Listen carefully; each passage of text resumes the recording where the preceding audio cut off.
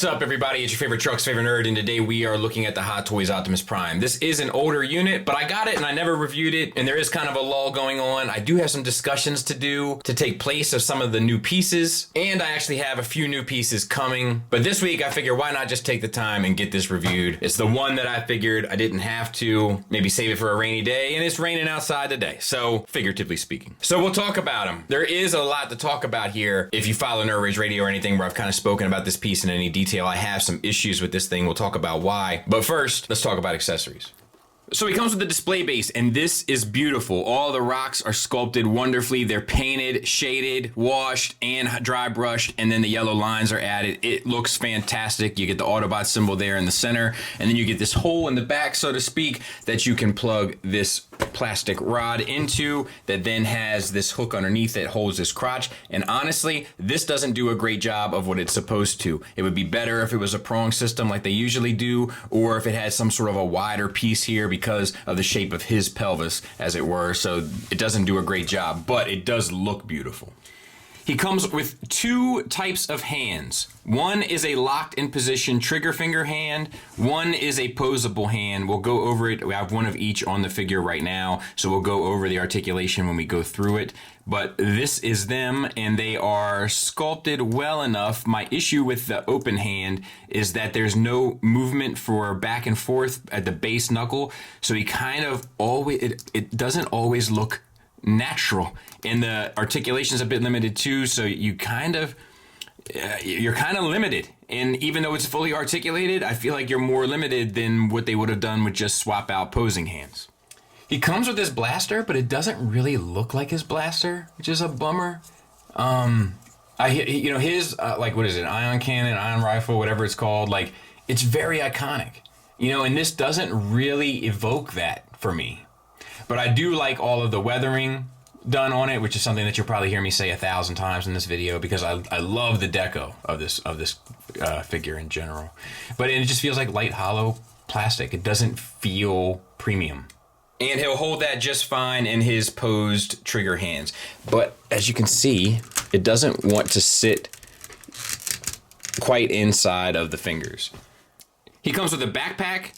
It's pretty, I actually kind of like it. It's not, G1, but it does look pretty cool. And it has the tires, like the tires would form part of the backpack, which I think is a cool, tons of sculpted and painted details, which we'll talk about as we look at the figure, because it's kind of just follows suit.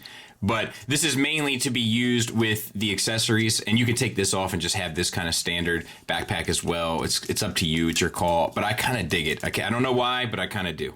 And this just plugs directly into his back using these two pegs. There's also a gimmick that we'll go ahead and talk about now. And the reason why is because it never worked on mine. The electronics never worked, but batteries in there, which I did have. And then you could flip it on and it was supposed to light up, but I could never get it to work. You get two Starscream wings. They're identical, so we'll just talk about one. It's painted beautifully, as we should expect, with the red, the kind of metallic red here, and then the super worn metal look, and then all of the kind of mechanical pieces that are all sorts of weathered and washed and dry brushed, etc. And then you have the Decepticon symbol there that's done clean. It'll swivel and hinge, and you can pull it out a little bit to get as much hinge as you want. It's a weird thing, I think. I'm not exactly sure why they did it. You have this plug here, which we'll talk about in a second. But they did it. So we'll show you how it works. In order to do so, you're going to need these adapters. And it comes with 4 of them. And you just kind of got to keep track of where all the pieces are. So let's show you how to put them in. So with the backpack in, you flip down this piece and plug this piece in. And then you use that to connect your wings, which is hard to do on camera, but there. So now your wings are connected. And there it kind of is winged up and such, if you're into that motif. I mean, look, wings always look cool. It's just, I don't get it. You know what I mean? And maybe it's from something I'm not aware of or whatever. That's always possible. But yeah, I'm just not impressed. And then lastly, you also get these 2 armor adapter pieces. Once again, painted, sculpted beautifully. No issues with ball pegs. And these 2 kind of blaster rifles, which I don't think expand or do anything trickery-wise. But once again, nicely painted with that kind of rust dry brushing throughout, and really well sculpted. Now, you'll notice that port there, so that'll plug in with no problem. You can do that for both. And then you have options for these. They can slide onto the forearm. If you remove this inner flap here, they can slide onto the shoulder, which will ultimately give you this look. And I don't know about you, but to me, this is even worse than the wings. Gimmick-wise, he has the Matrix, because you can't have an Optimus Prime without one. It is decoed well. We have the gold, silver, silver and gold. All sorts of washes and dry brushes on in there throughout, plus this like pearlescent thing in the back that does light up if the batteries worked or the electronics worked on mine, which they never did. So let's talk about the figure, and let's start with proportions. This figure isn't ill proportioned, right? It's kind of fine.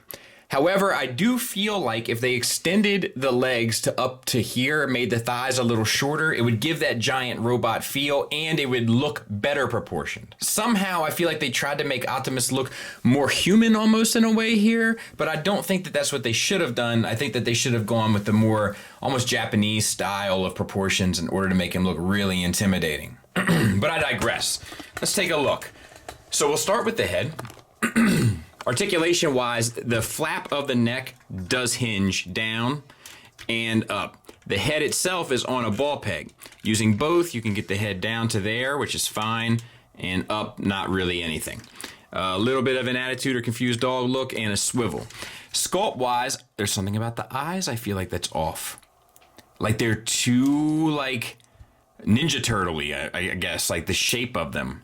Like they're too angled downward. It makes him look evil, which I don't think is right for the character. Deco-wise, it's beautiful. So the metallic blue, the metallic silver, there's washes and weathering throughout, and it's done really well. Now let's talk about the red. So the red is a metallic red. It's beautiful, and then it has tons of this like weathering throughout, washes, the silver accents, etc. Beautiful. Silver detailings here, silver line work here, black line work there. No issues. We also get the same weathering on the abdomen with a dry or airbrush shading along the ridge here. But that is another thing that I don't quite like, is this hourglass shape look. Let me see if I can't show you what I mean. Like, I feel like that's not right. Like, I don't feel like it does him any service. So we have a double ball peg from the chest into the abdomen and another double ball peg from the abdomen into the pelvis. And this piece here will collapse. Utilizing both, you can get him bent over a fair bit. Nothing elegant about it, just kind of clunky. And utilizing both, you can get him back a fair bit. Teapot works better than both, unfortunately. And the swivel is pretty limited. So you can't really get him around that much. And if you even look at like their promotional pictures for him, which I had to go and do, he's not posed well even in the promotional pictures. So they should have let us all know from the get-go what some of the problems were. Now the shoulders are one of the better things done. So we have a butterfly joint here inside of the cavity of the chest. The butterfly joint houses a ball peg that comes out to a universal. So utilizing both, you can drop the shoulder down, you can lift the shoulder up, you can spin the shoulder out, you can get the shoulder back, the arm will go out to 90 degrees, and it'll spin it around. So that's really well done. This red is done the same way, and I do like the paint job on the smokestack with the kind of singe marks along the top, or dirt marks, I guess, from the exhaust. I like that a lot. The silver is painted well, matches all the silver with this weathering effect on there and a wash. Bicep swivel, double jointed elbow.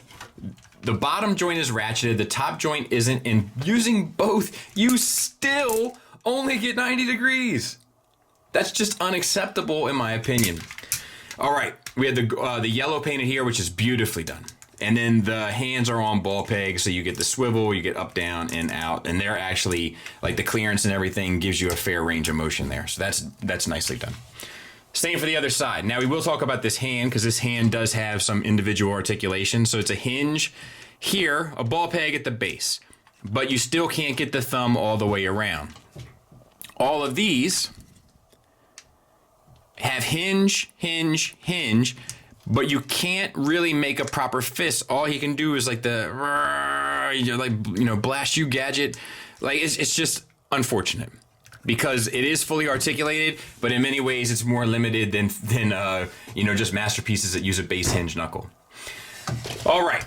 So we have the pelvis, which is basically just a frame. So it's very see-through from different angles. Like it's very hollow, which is unfortunate. And then we have the hips. So we have drop-down joints at the hips on a soft ratchet. And then we have a ball peg for the bottom joint of the hips. Now it does give you the full Monty. And it gets you pretty close to the full Van Damme. So that's nice enough. Thigh swivel. You got to bring down the hip to really get it, which breaks up the sculpt. Silver's done the same way. We do get this yellow translucent, which is new, and this blue metallic paint is gorgeous. Absolutely stunning.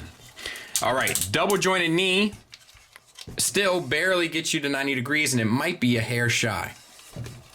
Silver detailings look great, and this might be a soft plastic, but it might be, I think it's just a soft plastic for the tires. But I do like that you can see the treads in the tires.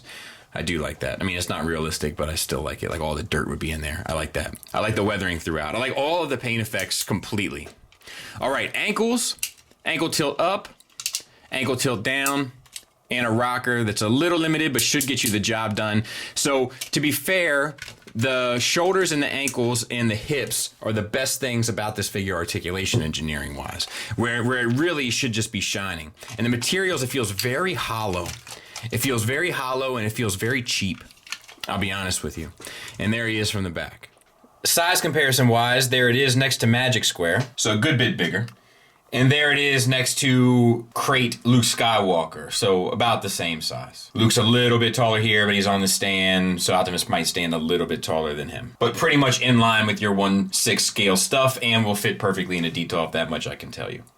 So let's start with the negatives because honestly there are many. The materials don't feel great, especially for a robotic figure. Now maybe this has to do with the time that this was released, but we've seen them do better. Their Iron Man offerings are far better than this. The materials feel far greater and heavier, but they're also expensive, but so is this. But I think the price point with this comes with an awful lot of accessories, most of which I don't find alluring, namely Starscream wings, which mean absolutely nothing to me in regard to this figure, other than being able to place it on the base like I've done here to make it look somewhat cool. The materials are a big issue. The hardware is a big issue. But another issue is the articulation. I find it incredibly challenging to get a pose that really looks cool, strong, and powerful with this guy. And there's really no excuse for that given that there's no transformation engineering to work your way around. When you compare this to other non-transforming figures like Banana Force, Flame Toys obviously, 3A especially, all of them outperform this at a serious level. Now they've all come much further after this, so they have a little bit of an advantage, but I still feel like there's no excuse for the kind of rudimentary approach that this entire thing takes. It's clumsy, which is not something I'm used to with Hot Toys, especially ones that don't have to incorporate the soft goods.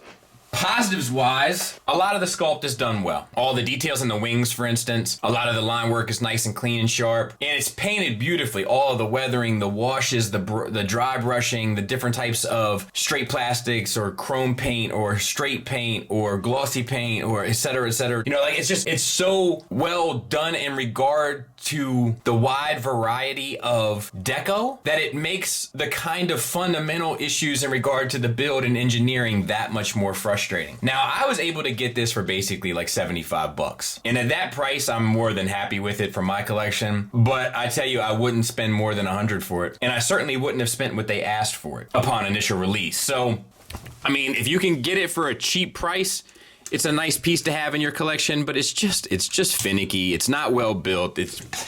I can't recommend this. I've never been so shockingly surprised and disappointed with a Hot Toys product. Thanks for listening. Thanks for watching. Until next time, stay safe and take care.